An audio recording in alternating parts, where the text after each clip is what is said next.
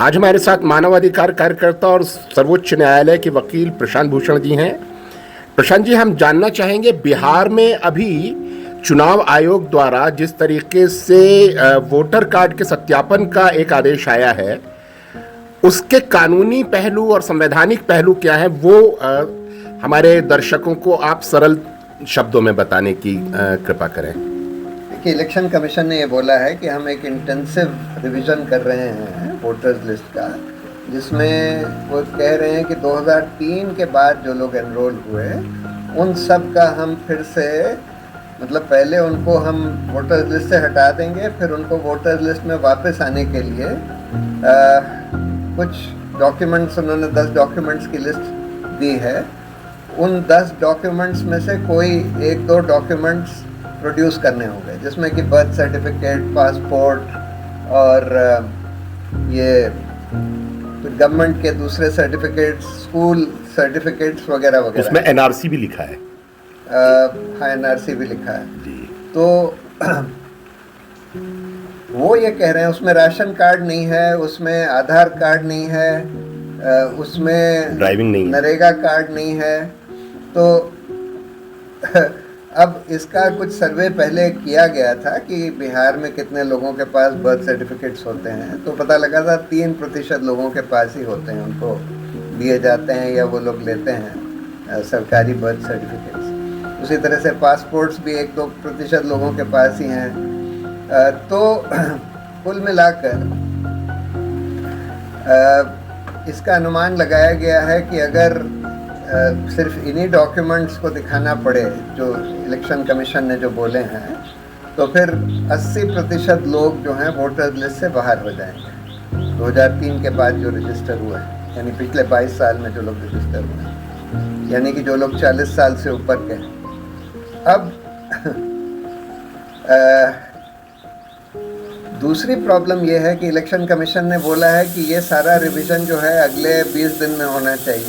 अब 20 दिन के अंदर आप ये एक्सपेक्ट करें कि ब्लॉक लेवल इनके जो पोलिंग एजेंट्स हैं, वो बूथ लेवल पोलिंग एजेंट्स जो हैं, वो सारे घर घर में जाकर इस तरह के प्रमाण लेकर एन्यूमरेशन कर लेंगे, ये बिल्कुल अनरियलिस्टिक है। तीसरी बात, बहुत सारे लोग जो हैं माइग्रेंट वर्कर्स हैं, वो घर पर हैं ही नहीं, वो बाहर गए हुए हैं, उनका आप कैसे देखेंगे?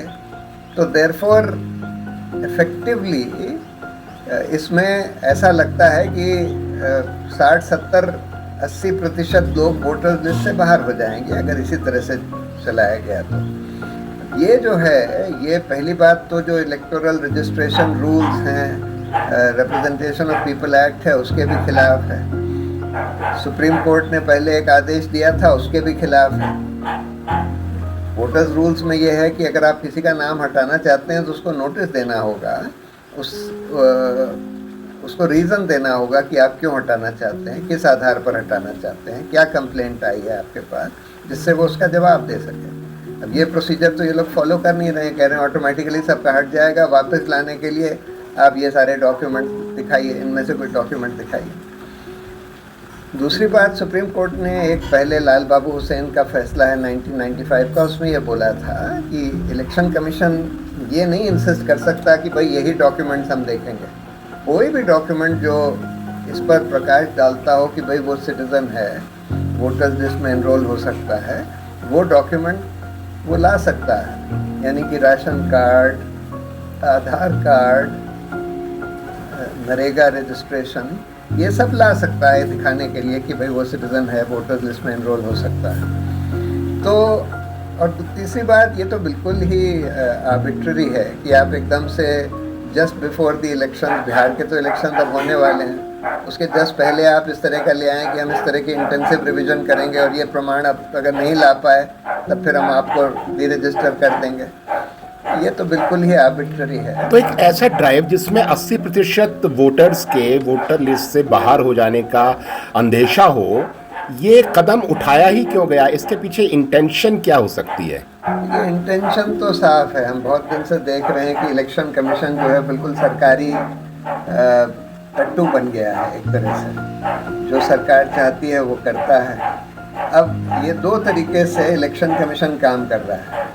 फर्जी वोटरों का नाम इलेक्टोरल लिस्ट में लाना, ये कहा जा रहा है कि महाराष्ट्र में बहुत सारे फर्जी वोटरों का नाम इलेक्टोरल रोल में ले आए, और दूसरा कि जो जेन्युइन वोटर्स हैं उनको हटाना। तो ये करना ये चाहते हैं, और सरकार के कहने पर ही ये किया गया है कि भाई माइनॉरिटी वोटर्स जो कि भाजपा को वोट नहीं देते, दलित वोटर्स जो कि आमतौर पर भाजपा को वोट नहीं देते, इन लोगों को खासकर वोटर लिस्ट से हटा दो। और यही वर्ग हैं जिनके पास सबसे कम इस तरह के प्रमाण जो इलेक्शन कमीशन ने मांगे हैं वो हो सकते हैं। तो वो सेलेक्टिवली, इनको ये भी पता रहता है कि भाई किस बूथ में भाजपा को कितनी वोट मिली पिछले चुनाव में। जहाँ बहुत कम वोट मिली वहाँ पर ज़्यादातर लोगों के नाम उड़ा दो, जहाँ ज़्यादा वोट मिली वहाँ ना उड़ाओ।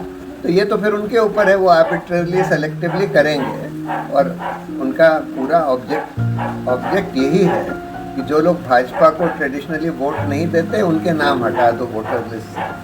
तो ये तो बिल्कुल बेईमानी के लिए किया गया। तो क्या ये एक इंडिया जैसे डेमोक्रेटिक कंट्री में ये पॉसिबल भी है, मतलब कल्पना भी नहीं कर सकते हम कि इलेक्शन कमीशन 70-80% वोटर्स को वोटर लिस्ट से बाहर करने का कोई ड्राइव चला दे? 70-80% बाहर नहीं करेंगे। मेरा मानना है कि वो 5-10% को ही बाहर करेंगे जी, लेकिन सेलेक्टिवली उन लोगों को बाहर करेंगे जी, जिनका उनको पता है कि ये लोग भाजपा के लिए वोट नहीं करते ट्रेडिशनली।